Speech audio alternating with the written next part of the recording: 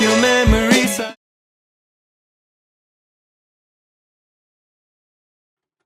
At first glance, Kowloon generic romance seems like your typical 80s romance anime set in the now long demolished Kowloon walled city, itself a place that could only exist in a certain time.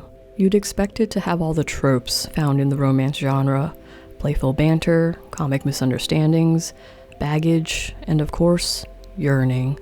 Not just yearning for a love that has yet to transpire, but also a yearning for the past, which, like eating watermelons while smoking cigarettes, taste all the sweeter because of the bitter aftertaste. The characters in KGR often compare the feeling of love to nostalgia. Gone, but not forgotten. While the story appears to be about a budding workplace romance between a man and a woman who may or may not be his dead ex, like Kowloon itself, the more you examine it, the more the story reveals itself. KGR is actually several stories, exploring the theme of identity, one of grief and yearning so profound that it robs you of your identity, leaving you to retread the steps of your past over and over. Simultaneously, it's a story of self-actualization, the fabrication and assertion of one's identity through the repeated accumulation of choices. You are not what you are born to be, but who you choose to be. These are the stories of Kudo and Reiko, respectively.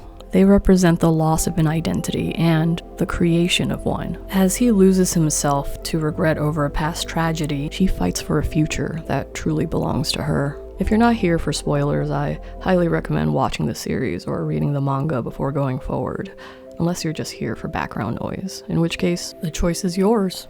I'm Poonderings. I have a degree in literature and a master's in visual storytelling, and I'm making my inner child proud by using this knowledge to analyze anime.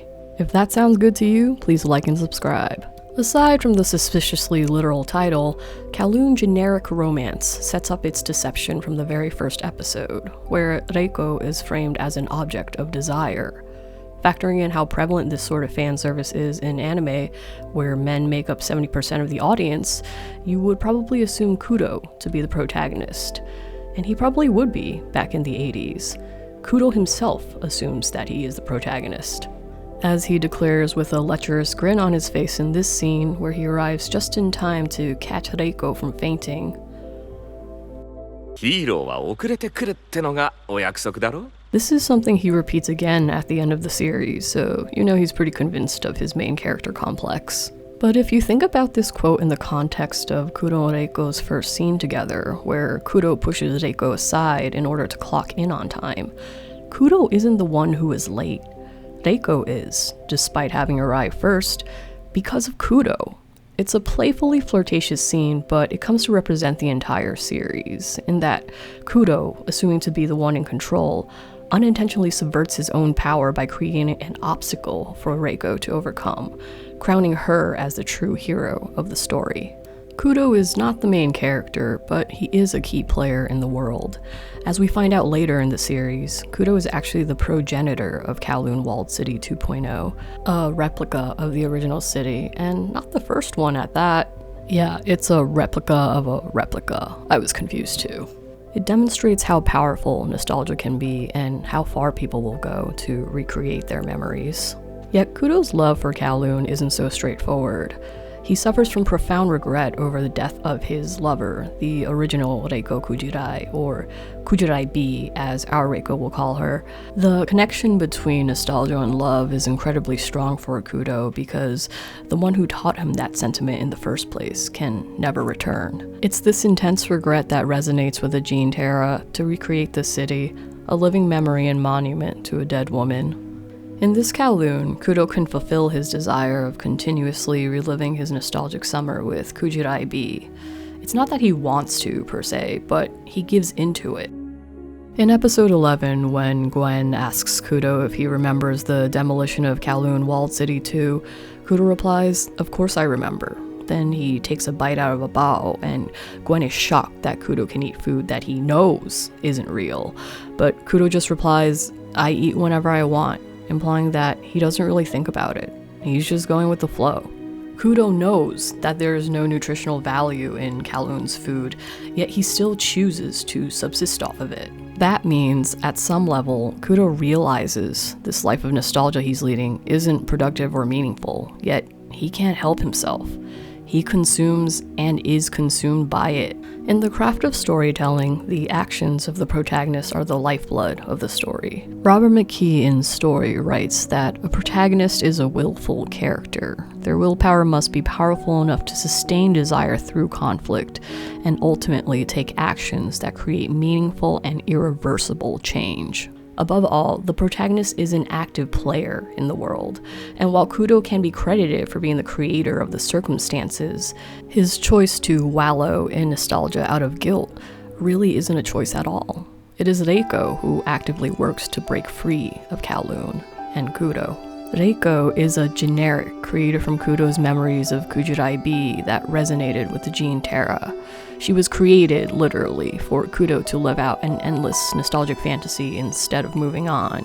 Yet, Reiko is her own person. Throughout the series, she must assert her own desires over and over, resisting Kudo's attempts to mold her into Kujirai.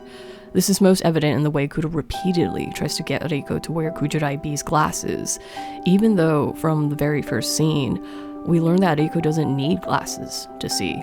In fact, she sees more clearly than the rest of the characters, precisely because she isn't burdened by the past. Above all, Reiko is an optimistic, future-focused person who wants to determine her own path. When Reiko refuses to wear glasses and asks Kudo to see her for who she is, he comments on her crow's feet. Metaphorically, this comment represents Kudo's insistence that Reiko adhere to the past. He's indirectly asking her to put her glasses back on to hide her crow's feet, as supported by the fact that he follows up with a suggestion to get dumplings, another one of Kujirai's favorite pastimes, to improve Reiko's beauty. Yet, Reiko has her own solution. She decides to visit a cosmetic surgery clinic to get rid of the crow's feet instead, showing that while she absorbs the feedback from those around her, she wants to find her own solutions. Solutions that may be even deeper and longer lasting than the ones proposed to her by Kudo. This is the real conflict of KGR. Not a will they, won't they romance, but a woman's journey to free herself of a world literally created by a man. It's a feminist story in its truest sense. Reiko has to consistently assert her desire to determine her own purpose in life, becoming her absolute self irrespective of her point of origination. In a way, that makes Kudo the villain of the story, but his helplessness makes him also the damsel in distress. Reiko's efforts saves not only them both from the prison he created, but the other originals in Kowloon, regret-ridden characters who, like facets on a zirconia diamond, reflect different aspects of the story's themes. All of it adds up to a dazzling portrait of the human longing for the past, and the courage needed not to resist time and the change that comes with it, but to move forward gracefully, taking pride in the fine lines that you've earned along the way.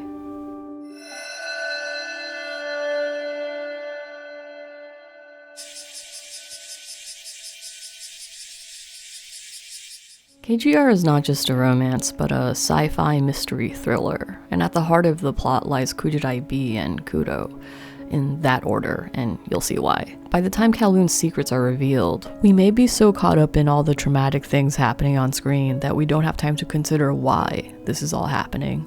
I know that I may seem harsh on Kudo, but I actually love characters like him with complex and contradictory personality traits that somehow all add up when you uncover their history. And yeah, he can be pretty charming. Underneath that breezy charm though, Kudo is a deeply troubled man bearing a dark truth.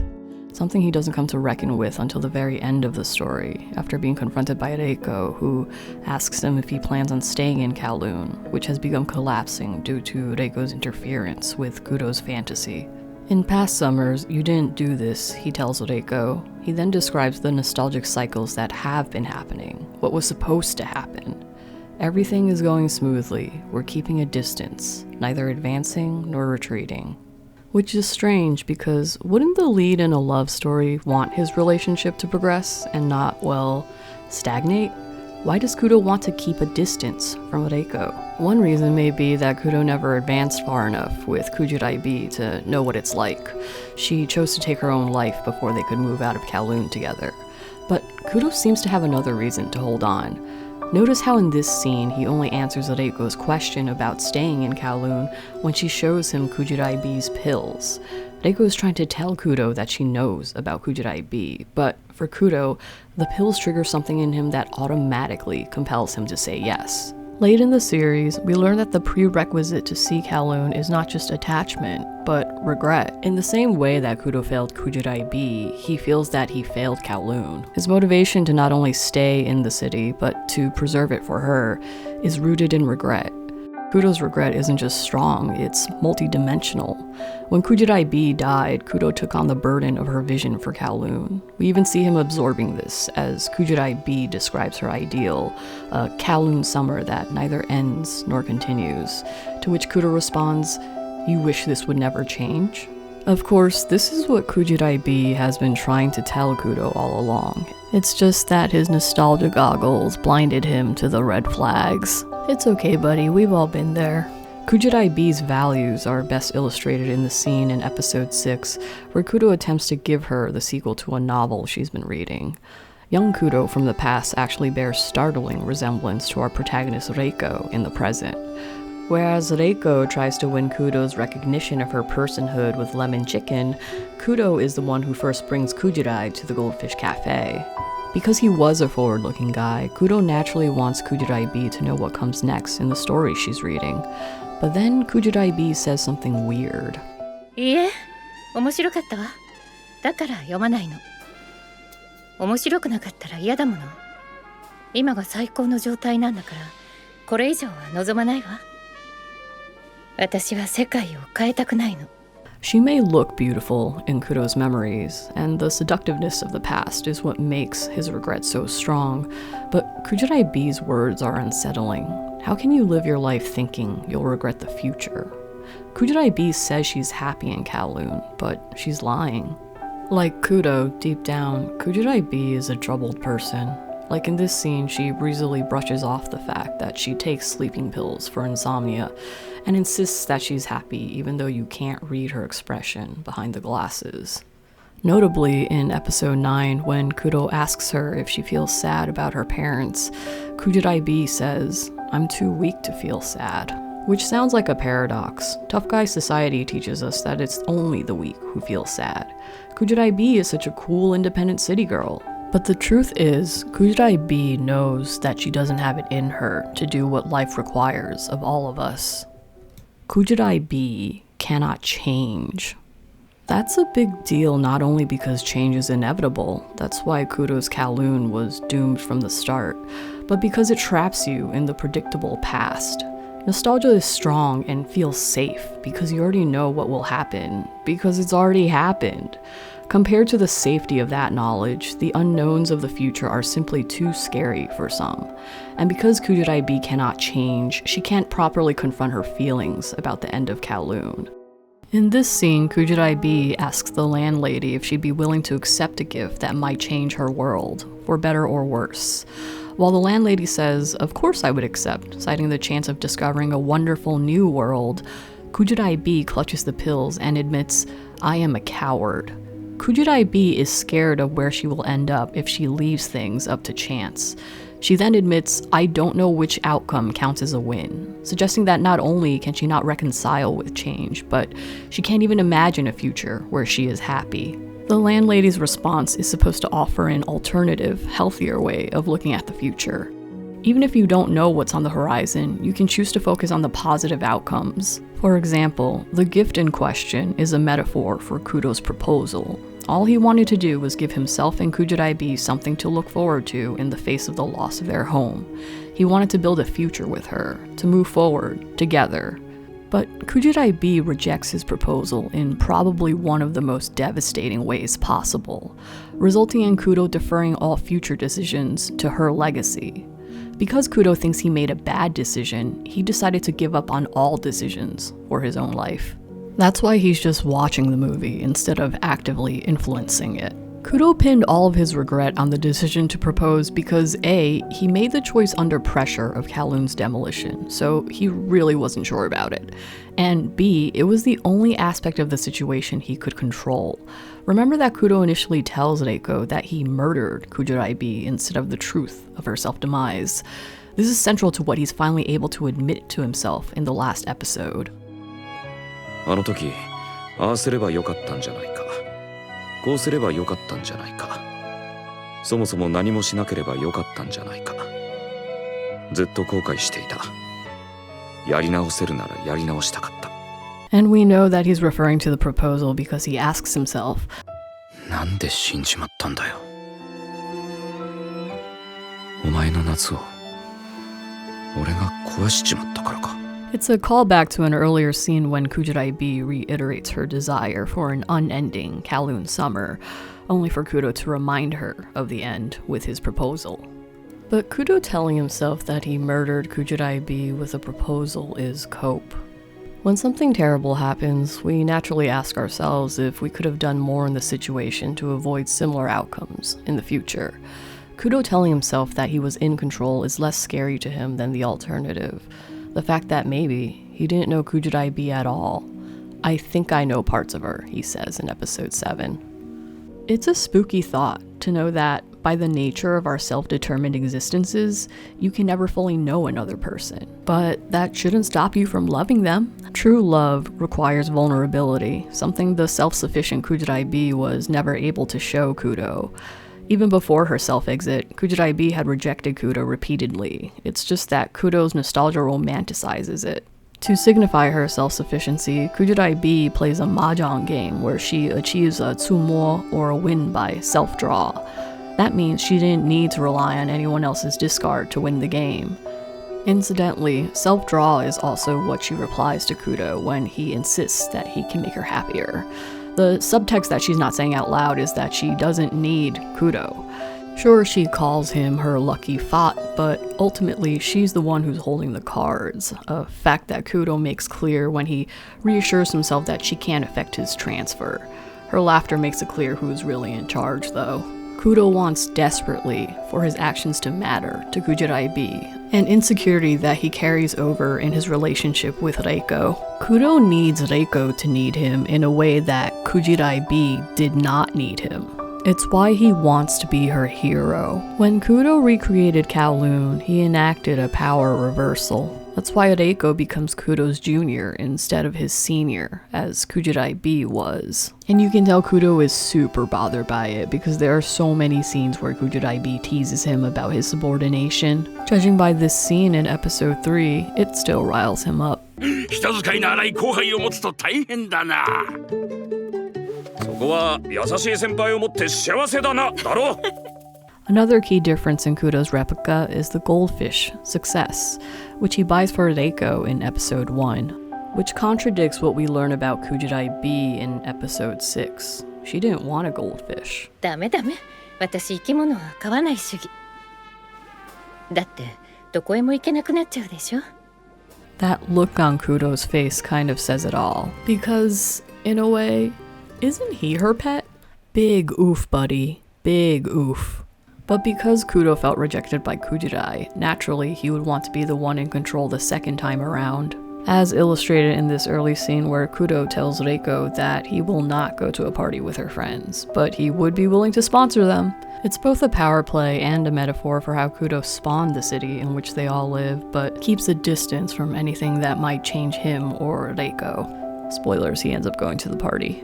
What's more is that Kudo encourages Reiko to buy this cage-like tank for Success, and he even helps her carry it up to her apartment. Luckily, it breaks in the finale when Kowloon collapses, so you can figure out that metaphor. Both Reiko and Success end up in an airy Hong Kong apartment, signifying their freedom. Success is a mixed metaphor. By wanting more control over Reiko, Kudo inadvertently gives her the key to her success.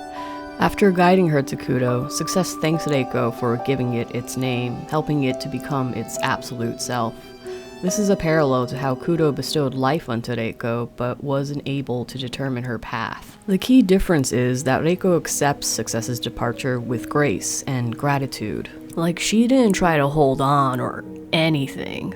Reiko's recalcitrance is proof that, deep down, there was a part of Kudo that desired freedom from the past, a part of him that was lost to his grief. Above all, Kudo is a character who changes by learning, or relearning, to accept change, which is, as we learn, an act of courage. In the final episode, Kudo confronts his feelings, represented by the generic version of himself.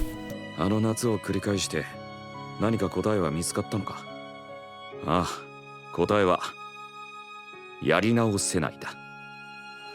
It might sound trite, but I cannot start over is a truth as immutable as time itself. Consider that the gene Terra, the projector that manifested Kudo's memories, is inherently defective. As Yulong's lore dump reveals in episode 12, the gene Terra was originally created to bestow eternal life, but it failed, becoming a piece of creepy space junk that preserves memories. Don't get any ideas, SpaceX! As Reiko points out to Kudo in episode 12, it's just strange. We are not meant to live in an unchanging world. Nobody is immune to change, not even the inflexible Kujirai. In episode 9, she begins to say something to Kudo about her opinion on not finishing novels, but she's tragically interrupted by the kettle. But Kudo had it in him all along. He just had to allow himself to be changed instead of wanting to change someone else. Don't you just love it when love breeds mutual influence?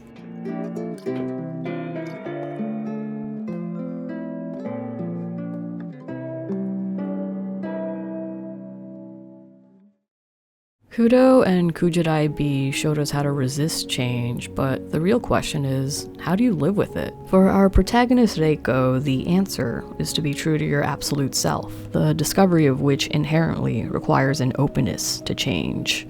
Midway through the series, Miyuki commends Reiko for adapting to her bizarre situation. 実に柔軟ですね。納得いかないことも疑問に感じることもたくさんあります。でも絶対の私になるって決めたから。In her answer, Reiko shares a secret to her adaptability and why she's able to move forward in the face of uncertainty. Because Reiko is anchored to the internal compass of her absolute self, she's able to not only comfortably sit with the ambiguity of the future, but to embrace it. Jun Miyazuki said in an interview, "The difficult one is Reiko, the protagonist. She's in the middle of her character development, which puts her in contrast with Kujirai, whose style is already set in stone. And it takes a lot of mental effort to make sure I'm cultivating her emotions carefully." Reiko and Kujirai are foils for obvious reasons, but the key difference in their values is that for Reiko, it's not so much the outcome that matters as the choice itself. Episode 4 is the first time she asserts this to Yaomei. 何か行動して後悔しても、その時それが自分の中で絶対だったのなら、それは私としては間違ってはいないと思う。絶対っていうのは自分を信じて突き進むってこと。Compare this to Kujirai, who once told the landlady, "I don't know which outcome counts as a win," suggesting that for her, the result matters above all else. Kujirai is a gambler, but only if the odds are in her favor. This single-minded focus on the destination is what keeps her fixed, and why she's unable to move on when things don't go her way. In comparison, Reiko prioritizes the journey. Take this scene in episode 6 where she realizes that, through her unique experiences, Reiko is slowly coming to know herself. By opening herself up to change, she also allows herself to make mistakes. Repeatedly, she is asked what she would do if her choices lead her down a bad path, and repeatedly, she asserts that she will not regret the outcome if it was a result of her own decisions. Most notably, this is played out in the finale when Kudo asks Reiko what she would do if she vanishes by destroying Kowloon, and それでもいいんです。自分で決めたんですから。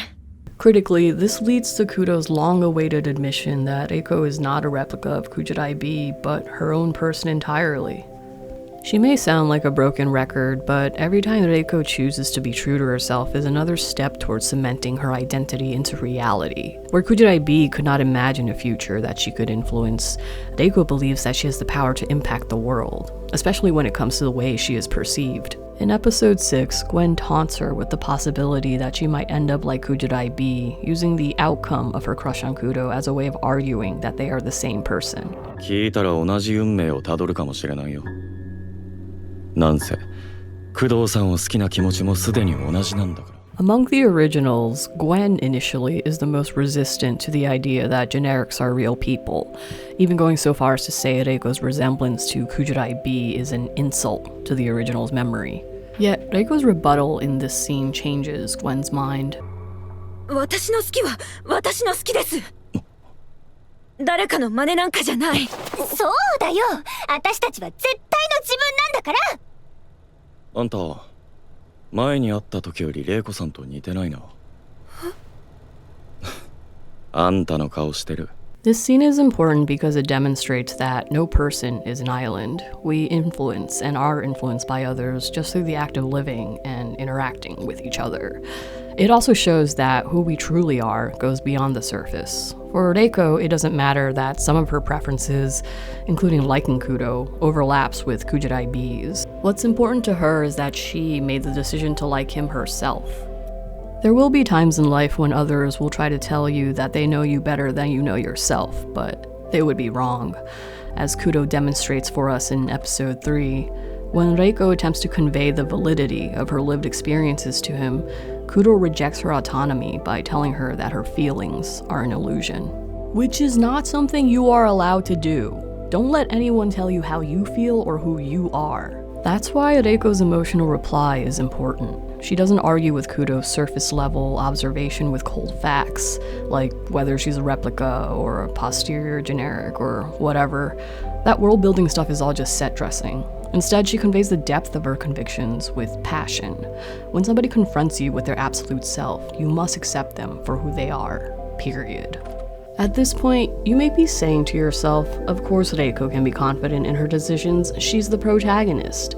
Things always work out for her. But that's not the case. Mindset matters, as observed by Miyuki in this television program where he's coaching a woman who wants to change her face. Similarly, Reiko's resiliency means that she's able to change the way she thinks about a situation.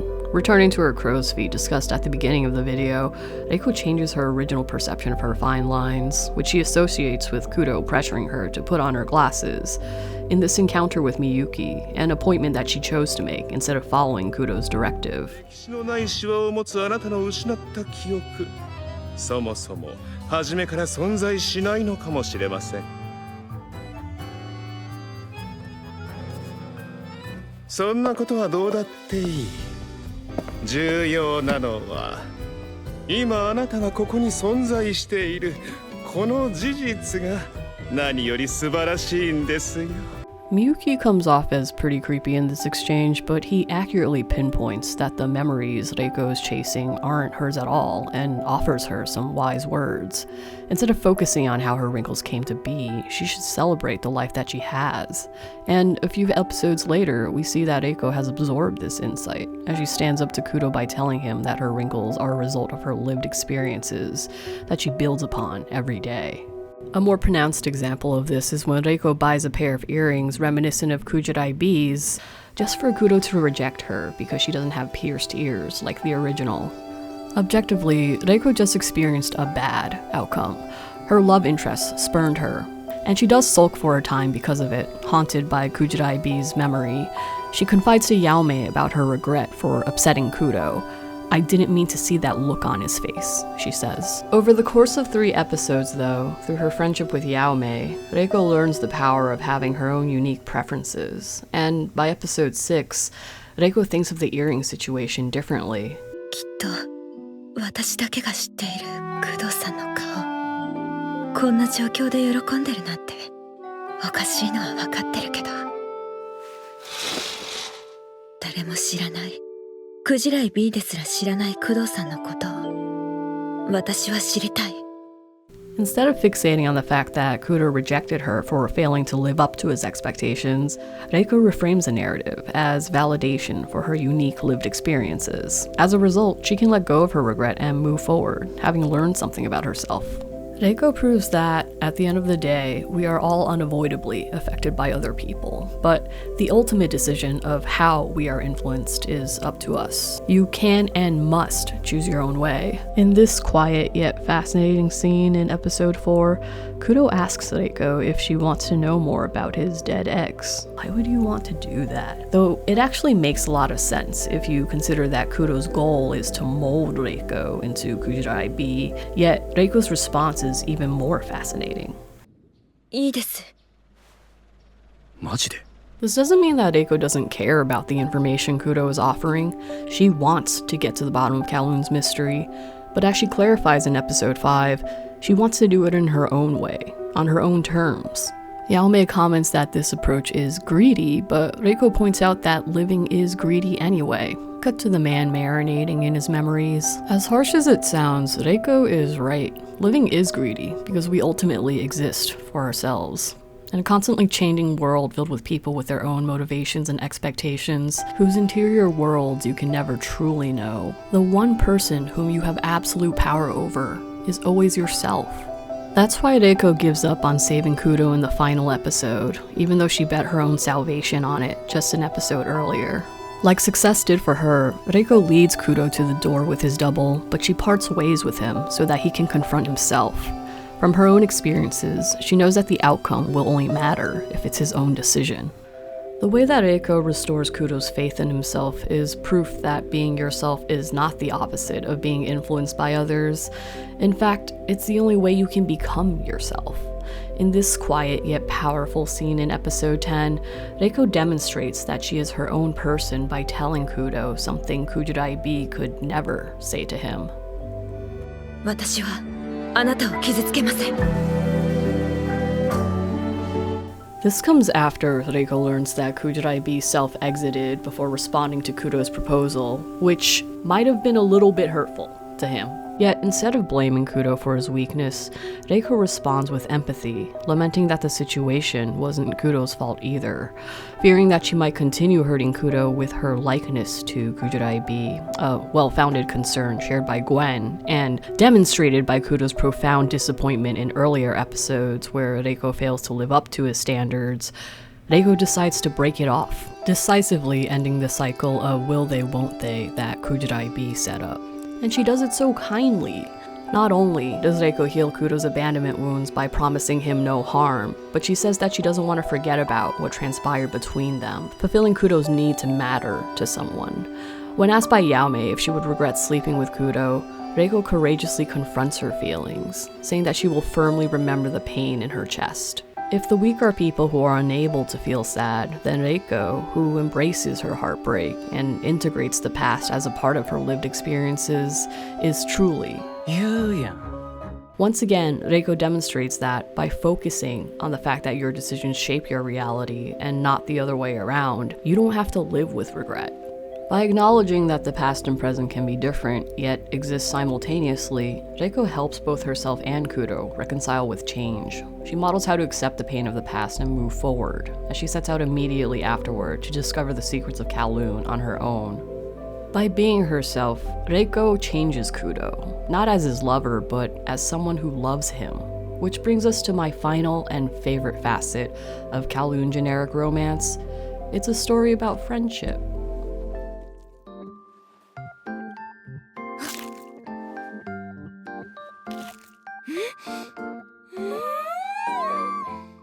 While Reiko maintains a strong internal compass, the way she finds herself through trial and error is through the people around her. It's kind of beautiful if you think about it. The idea that you can only become yourself by putting yourself in other people's shoes. The notion that you can help someone get to know themselves by reflecting their traits back at them is summarized in this conversation between Kudo and Kujirai B in episode 5. 何か癖とかある？俺の癖自分じゃわかんないっすよ。いつもそばにいる人とかに言われて初めて気づくんじゃないですか？じゃあ私が見つけて教えてあげる。 Kujirai B's outsized impact on Kudo demonstrates how, while you can let others help you become aware of yourselves, you really shouldn't let someone else take control of your internal narrative. Conversely, Reiko's journey shows us how seeing a sincere reflection of yourself in others can help you discover what matters to you most. It's about balance, guys. Chief amongst Reiko's change agents is Yaomei, the world's best bestie. Yaomei is unconditionally supportive of Reiko. Not only does she actively defend Reiko's right to self-determination against Kudo, she takes the time to understand Reiko, supporting her even when she is doubtful of her choices. This is perfectly demonstrated by this scene in episode 10, where Reiko's quest brings them to a shady part of town.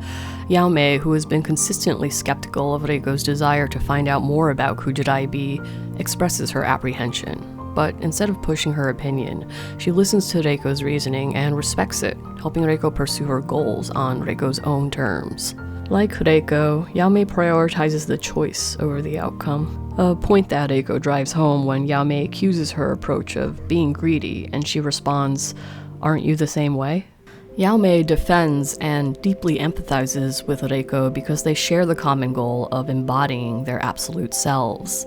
Both women face external pressure to conform to a past self that doesn't represent them.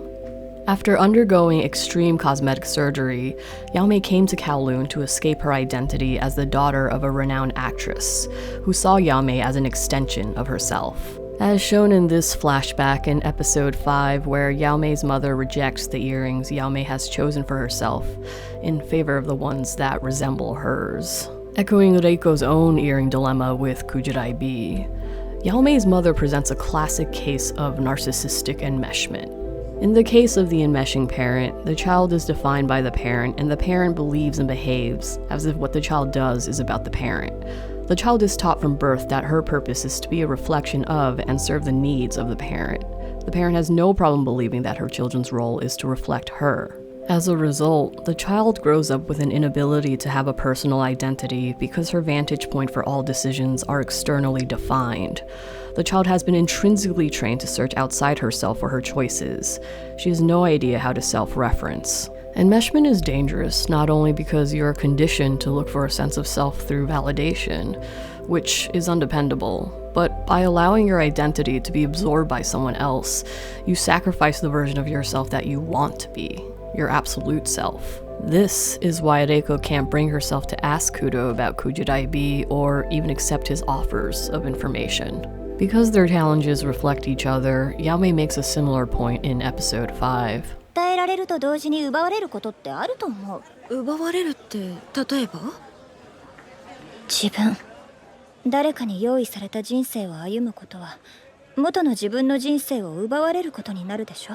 Yaomei is referring to herself, but Reiko resonates with it so hard that she takes it personally, which is precisely the point of their friendship. Instead of having their identities eclipsed by another, Reiko and Yaomei reinforce each other's absolute selves by reflecting their identities back at each other. Just by being themselves, holding similar values, and having common experiences, Reiko and Yaomei validate each other's existences. This is perfectly captured in episode 7 in Reiko's conversation with Miyuki. そのことをちゃんと認めてくれる友人もいます。町の人もみんな私として接してくれる。私は私として生きています。 It's easy enough to give the advice to disregard what others think, but for better or worse, we don't live in a vacuum. Humans are social creatures. As Miyuki points out to Reiko, いくら自分で自分を評価し認めても他者からも同様に評価されないと満足できない。 ironically, there's a part of ourselves that we don't truly know until it is perceived by others. By sharing her past, Yaomei holds a mirror up to Reiko's experiences, helping her to see her life in a different light, and vice versa. In their girl talk in episode 4, Yaomei remarks on her zirconium earrings, so-called fake diamonds. She explains that while many people are unable to see anything but a replica, a lighter shade of the original, there are those who see original beauty in the fake. Zirconia, of course, is a metaphor for the women's artificially constructed bodies, which, while not organic per se, still deserve to be recognized for their individuality. It's the point that Yaomei is trying to make, and why she indignantly stands up when Reiko suggests that her only path to legitimacy is by mimicking Kujirai. Yaomei presents to her a different path, to make the fake into something real. In return, like a mirror reflecting another mirror, Reiko affirms Yaomei's identity in her time of crisis during episode 5. When Yaomei is reminded of her mother, she backslides into her former self. Reiko does several things to comfort Yaomei and reaffirm her chosen identity. First, she brings her egg tarts, reminding Yaomei of the first meal that she gave herself after gaining her new identity. Next, at Yaomei's request, Reiko describes her subjective experience of Yaomei. The fact that Reiko has no past and only knows the Yaomei of the present proves to be a boon, as she describes the version of Yaomei that she considers to be her absolute self. 私が知ってる陽明は明るくって自分に自信があって堂々としていてはっきり自分の考えが言える魅力的な女の子。 Finally, when Yaomei replies that it's all fake, Reiko doesn't contradict her. Since you said so, then it must be like that. It's only after she shows respect for Yaomei's right to self-determination that Reiko reflects Yaomei's words back at her, reminding her of the convictions of her absolute self. 思わない。私には過去がないから昔の自分とかわからない。けどなりたい自分があるのはわかるよ。前に話した時陽明言ってくれたよね。絶対の私。それってすごく素敵。偽物の輝きに本物の輝きを感じるって話もしてくれた。あの言葉も全部嘘。 Notice how at no point does Reiko imply that she knows Yaomei better than Yaomei knows herself. She only speaks from her own subjective experience, helping Yaomei realize that the way she is externally perceived actually does reflect who she wants to be on the inside. Instead of speaking for each other, Reiko and Yaomei speak up for each other, validating each other's existences and providing new insights on how to think about each of their lives. It's Yaomei who actually spells out for us what Reiko demonstrates with her actions throughout the story. In episode 6, she explains to Gwen, レコポンが今の私を絶対の私にしてくれたから。その絶対の私ってさっきも言ってたけどどういうこと？自分を信じることだよ。例えばお洋服でも靴でも食べるものでも言葉でもこれがいいって思うものをちゃんと選ぶことかな。選ぶ？人って毎日小さな嘘をつきがちでしょ。その先には偽物の自分しか待ってないけど、そういうの全部やめてその時自分が心からそうしたいって思うことを続けたら絶対の私になれると思うの。たとえそれで後悔したとしても嘘より絶対偽物より本物でありたいもん。 rather than deferring your agency to another, becoming your absolute self requires the conscious act of repeatedly making the same choice to be true to yourself in your everyday preferences, no matter how insignificant they may seem. While Yaomei and Reiko share similar challenges, it's important to note that they are not the same person. In fact, they're opposites if you're just judging them superficially. Externally, Reiko looks identical to Kujirai B, but she still struggles to prove to others that she is different on the inside. Yaomei, on the other hand, transformed her outward appearance, but still struggles to disconnect with her former identity. These differences come through in their friendly disagreements, which is required on the path of self-awareness. Notably, the ladies disagree over whether Reiko should move out of Kujirai B's apartment. Because Yaomei's approach to self-actualization is to distance herself from her former identity, it makes sense that she projects this onto Reiko and wants her to abandon all traces of Kujirai B. Yet, Reiko sees things differently. あの部屋はクジライ B のかけらの一つなんだと思う。なくなってしまったら彼女の存在がこの世から完全に消えてしまうような気がして。その怖さは私ちょっとわかるから。 It's an effective argument because Yaomei, too, knows the terror of having her identity erased. Yet she fixates on the issue, even seen mulling it over on her own without Reiko being present. It's here that the difference between Yaomei and Reiko becomes clear. Reiko has no past, but Yaomei is used to her mother's lack of boundaries. That's why she finds it especially easy to become enmeshed in Reiko's life, an issue Yaomei comes to recognize. でも私変わりたくて姿を変えてここにたどり着いたのに結局レコポンの人生に便乗しちゃってた。そんなネガティブな自分じゃなくてポジティブな自分になりたい。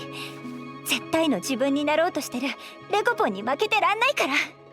私もそうなってまたここに戻ってくる。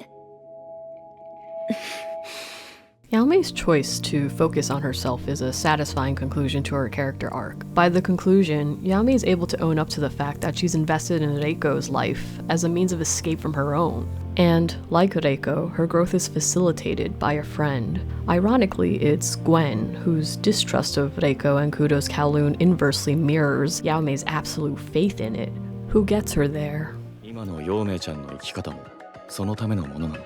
それはだってレコポンと出会ったから絶対の自分になるんだって思えたし、レコポンは大切な友達だし。大切な人のために動くのは悪いことではないけどさ、自分がやるべきことを、やりたいことを見失ったらダメだよ。自分の人生なんだから。Yaomei overcoming her enmeshment supports the overarching message that, once again, only you can save yourself. It's the same controlling idea, but a different means of getting there, making the overall narrative of Kowloon generic romance all the richer. Which brings us to the final facet of this video essay, Xiaohei.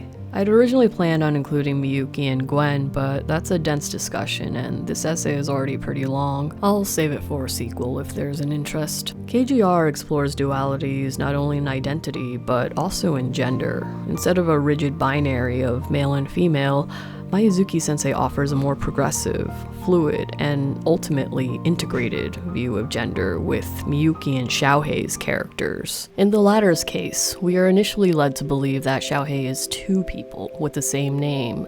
The first is a little girl looking for an apartment to hoard her gothic loli dress collection, and the second is a young handyman slash spy slash assassin. The dual identities echo Reiko and Yaomei's story arcs, but Xiaohei's conflict ultimately rests on his inability to reconcile the past and present.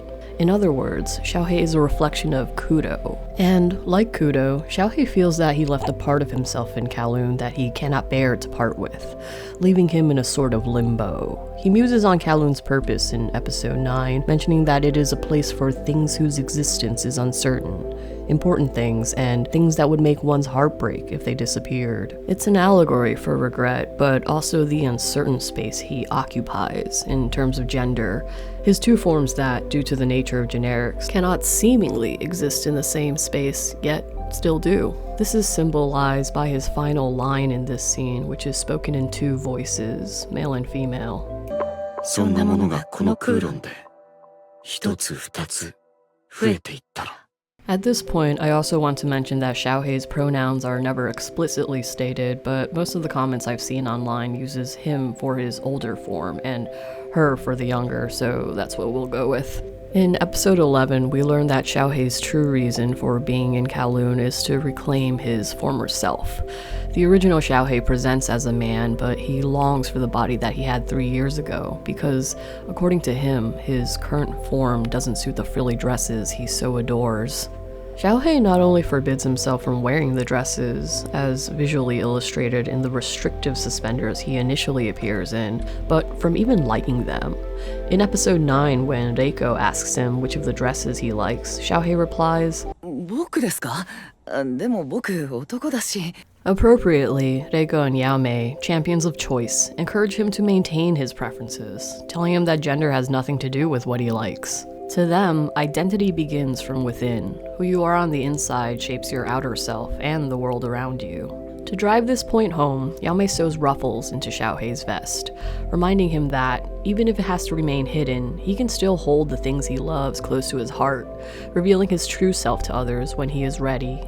For a time, Xiaohei's regret makes it difficult for him to accept this insight. He admits that keeping clothes that no longer fit him around will only make him feel more attached, echoing the concern Gwen repeatedly makes for Kudo's continued exposure to Kujirai B. But this belief system implies that you must let go of the past in order to continue forward, which, as the series demonstrates, isn't always the case.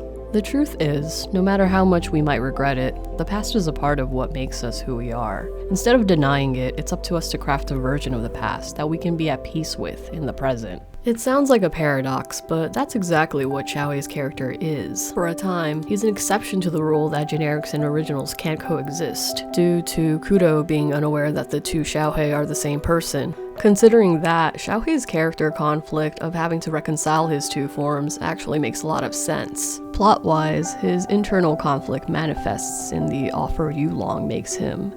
In exchange for killing Reiko, he will restore Xiaohei's body using his generic as a vessel for his memories. This is a problem for Xiaohei because after meeting and befriending Reiko, Xiaohei realizes that generics are real people. As much as Xiaohei wants to return to the past, he can't bring himself to kill an actual human being, which is why he crashes out when he spots his generic in this scene where Yaomei tries to comfort him after his discussion with Hulong. She offers him her ice cream cone, which we know from earlier examples is a metaphorical measure of how much the character uses Kowloon as an escape from reality. Remember that the food in Kowloon isn't actually real, which is why Gwen is skeptical of it while Kudo and Yaomei eat it with gusto. Xiaohei slaps the ice cream cone out of Yaomei's hand and tells her that he would never do anything to make her sad, an echo of Reiko's line to Kudo later in the episode. This scene demonstrates how Xiaohei is pulled between the two poles of believing in Kowloon and the humanity of the generics, and the knowledge that the city may just be a figment of some guy's imagination. The only real conclusion he can come to is that he doesn't want to hurt his friends.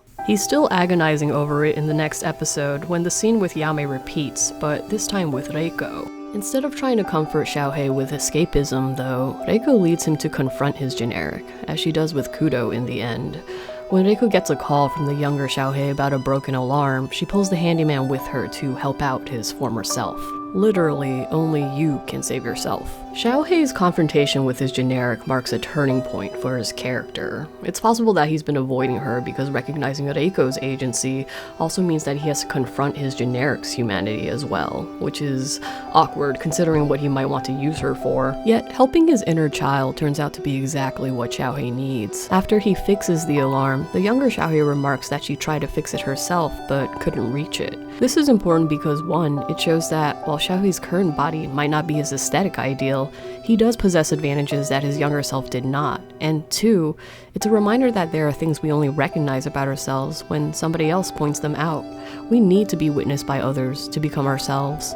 As Xiaohei admires how cute his younger self looks in the dress, Yaomei points out that the two share an interest in Lolita fashion. He shows his younger self the vest and she exclaims over it, bringing the older Xiaohei to tears. Having his younger self perceive and appreciate his appearance, just as he does for her, resolves his internal turmoil. Like mirrors, past and present Xiaohei reflect and reaffirm one another's identities, bridging the gap between his two forms. Not coincidentally, this is the moment when Kudo finds out the truth about Xiaohei, causing the generic to disappear. Symbolically, his two forms have finally integrated into one. After Xiaohei collapses, he comes clean to Reiko and Yaomei, lamenting that his dream can no longer come true now that his generic has vanished. Yet, it seems that some of his uncertainty has disappeared along with her. Besides, looking at you all, I suddenly feel that I don't need a generic anymore, he says, referring to how Reiko and Yaomei move forward towards their absolute selves, without the burden of their histories. To demonstrate his newfound resolve to leave the past behind, Xiaohei attempts to discard the vest along with the dresses, but Yaomei stops him. 忘れ物！好きであることを諦める必要なんてないよ。自分でそれを捨てない限り、大切なものは消えたりなんかしないんだよ。Xiaohei ends up carrying those words with him, along with his beloved dresses, out of Kowloon. Yaomei gasps as the dresses, a remnant of a long-gone past that cannot exist in the present, fades to dust, but Xiaohei keeps marching forward. It's okay, he says. You made me realize that life is not only about loss. Love can continue in various forms. Even if it vanishes, I will take the thoughts of myself and that child with me. It's one of the most beautiful lines in the series. It teaches us that moving forward doesn't mean you have to completely abandon the past or be consumed by it. That kind of binary thinking will only end in regret. Instead, you honor the past for what it is, an accumulation of experiences that's brought you into the present. If the future is an ever-changing enigma, then the past is a reminder of who you are. Uninhibited nostalgia is a ball and chain that helps you escape the present by trapping you in one place. But thinking of the past as a result of your own decisions anchors you to your absolute self. If you remain true to yourself, the volatility of your outward circumstances matters much less. We can securely move forward, knowing that, as the world changes, we can change with it. When Xiaohei opens his vest and reveals that the ruffles haven't disappeared, it's a symbol of how the past and present coexist. Xiaohei's generic, and his dreams of going back to his younger form may have disappeared, but he realizes that she's not gone. He is still the same person on the inside, just transformed. Change is hard, but the point of life is not to avoid hard emotions. We must be brave enough to experience the pain of loss and wise enough to be transformed by it. We must be strong enough to accept our mistakes and kind enough to forgive ourselves for them. When you change the way you think about the past, the future opens up.